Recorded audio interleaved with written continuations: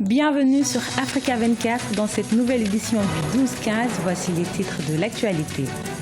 Reprise du procès de Laurent Gbagbo et de Charles Blé Goudé devant la Cour pénale internationale ce jeudi. Désormais, les audiences se tiendront à huis clos par mesure de sécurité. Amélioration du climat des affaires au Bénin. Plusieurs mesures ont été prises à cet effet par le gouvernement. Toutefois, leur application tarde à se faire. Et puis le styliste camerounais Iman Aïssi a dévoilé sa nouvelle collection Printemps-été 2017 ce jeudi, baptisée Assolène, une collection riche de messages et d'enseignements. La Cour pénale internationale ne pourra plus diffuser en direct le procès de l'ancien président ivoirien Laurent Gbagbo. Depuis ce jeudi 6 juillet, de nouvelles règles de diffusion ont été fixées par la CPI. Avec ces nouvelles dispositions, la Cour veut protéger les témoins et éviter les fuites d'informations sur l'identité de certains témoins. Les explications de Corinne Kamdem.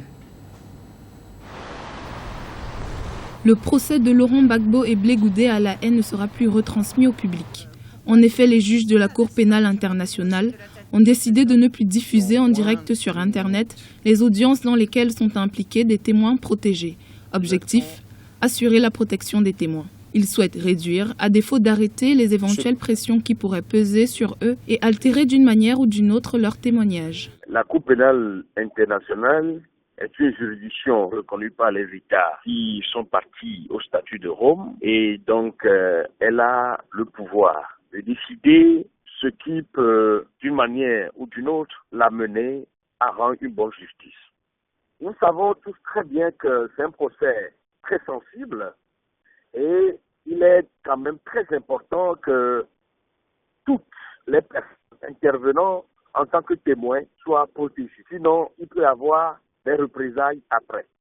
S'il est avéré que faisant diffuser le procès sur Internet, ça peut créer des problèmes pour les témoins, ça peut susciter des hantises et autres. Je trouve quand même judicieux que l'on puisse prendre les mesures nécessaires pour corriger le tir. Si cette mesure est louable pour certains observateurs, pour d'autres, elle n'a pas lieu d'être. Et pour cause, elle favoriserait le sentiment de méfiance qui existe déjà à l'encontre de la CPI. Ce type de décision-là tend à contribuer à créer le climat de suspicion qui prévalait depuis l'ouverture du procès. Et donc, généralement, c'est des probabilités sur lesquelles les individus s'appuient pour démasquer les témoins qui sont sous protection de la Cour pénale internationale. Il n'y a pas de formalité en tant que telle qui permette de dire que l'identité des témoins qui est divulguée sur Internet est réelle. Donc au jour d'aujourd'hui, il faut que la CPI arrête de contribuer elle-même à créer ce climat de suspicion dans un procès où les Ivoiriens ont soif de vérité. Après de nombreuses années de guerre et de trahison, les Ivoiriens ont le droit de savoir ce qui s'est passé dans leur pays. On est en train de cacher aux Ivoiriens une partie très importante de leur histoire. Dès le début du procès, le 28 janvier 2016, l'identité des témoins faisait déjà l'objet de nombreuses spéculations. Sur les 13 témoins entendus en 6 mois, seuls 4 ont déposé publiquement. Les autres ont bénéficié de mesures de protection décidées par la Cour. Déposition sous pseudonyme, partie d'audition à huis clos, voix et visage brouillés.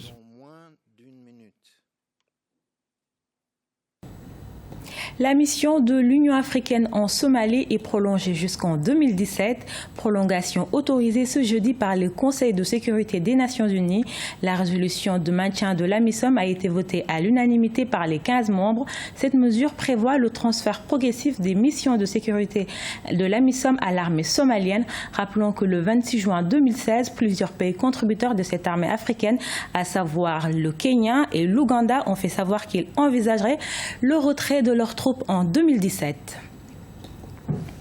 Amélioration du climat des affaires pour attirer davantage d'investisseurs au Bénin, simplification des procédures dans la création d'entreprises, réduction des charges fiscales et renforcement du partenariat public-privé sont autant de défis sur lesquels est attendu le gouvernement béninois.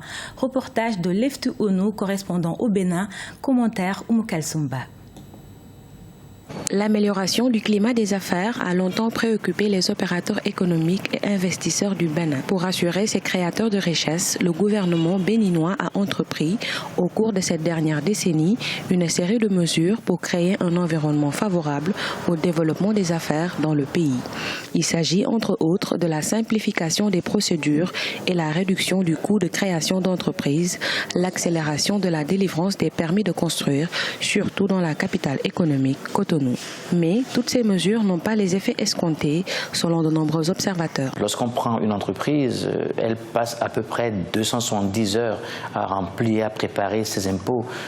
Nous avons aujourd'hui, dans une année, environ 55 impôts que nous payons. Et entre 2011 et 2015, cette lourdeur n'a pas véritablement évolué. Donc c'est pour cela, évidemment, que par rapport au classement de business, le Bénin n'a pas connu de très grandes performances dans ce volet précis, qui est quand même un volet relativement important.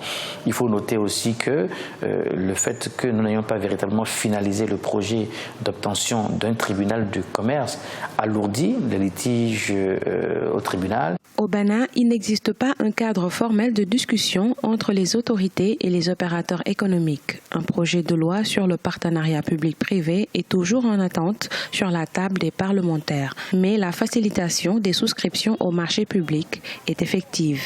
Le partenariat public-privé doit être dépolitisé. Si quelqu'un sait faire quelque chose, il a les moyens, donne la priorité aux Béninois.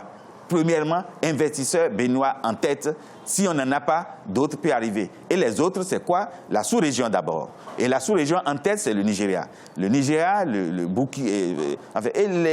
Niger en tête, parce que le Nigeria, nous avons un sort en commun. Le Bénin n'a pas assez de marché. Le Nigeria est notre prolongement.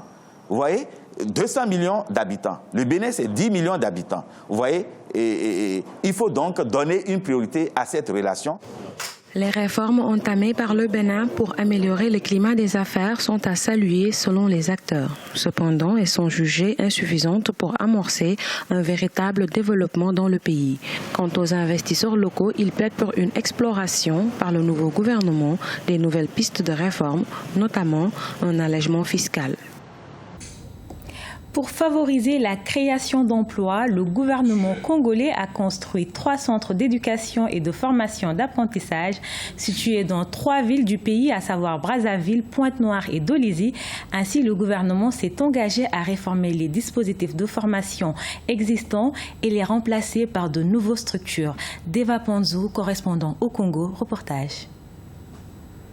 Le centre d'éducation, de formation et d'apprentissage est un véritable vivier devant faciliter l'insertion professionnelle et économique des personnes aux groupes sociaux. Situé dans l'enceinte du lycée Albert Ikogne à Mukunzingwaka dans le 1er arrondissement, le CEFA de Brazzaville compte 6 métiers parmi lesquels l'hôtellerie, la restauration, la coiffure et l'esthétique. Ce type de centre permettra au gouvernement de répondre à la demande massive et diversifier des qualifications techniques. Les CEFA sont des centres qui sont créés pour donner la formation qualifiante aux jeunes scolaires, des jeunes déscolarisés et les groupes défavorisés qui veulent recevoir une formation qualifiante en vue d'intégrer la vie active.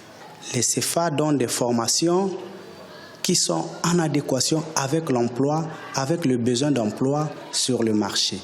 Ce dispositif de formation qualifiante a été financé par le gouvernement congolais et par la Banque africaine de développement pour un montant global de 3,2 milliards de francs CFA. Sont autorisés à s'inscrire dans ces centres les élèves ayant au moins un niveau de 4e. La formation continue ne sera pas écartée pour ceux qui exercent déjà dans le monde professionnel. Il y a des professionnels, des gens qui travaillent déjà, qui sont dans des hôtels, qui sont dans des restaurants, qui ont des ateliers, mais qui pensent qu'il leur manque quelques compétences et qui peuvent venir compléter ces compétences ici au CEFA. Les CEFA ne sont pas une panacée, encore moins une solution magique. Les pays ayant adopté ce dispositif de formation n'ont pas pour autant réglé définitivement le problème du chômage des jeunes.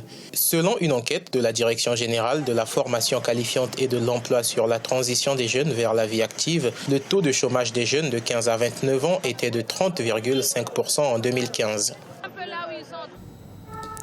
À Solène, c'est ainsi que le styliste camerounais Iman Aïssi a nommé sa nouvelle collection Printemps-été 2017, présentée ce jeudi à la Maison des Métallos à Paris. Le styliste autodidacte se démarque une fois de plus par une liberté de volume affirmée, un hommage à l'élégance africaine. Hortense Assaga, Thibaut Brianceau, reportage.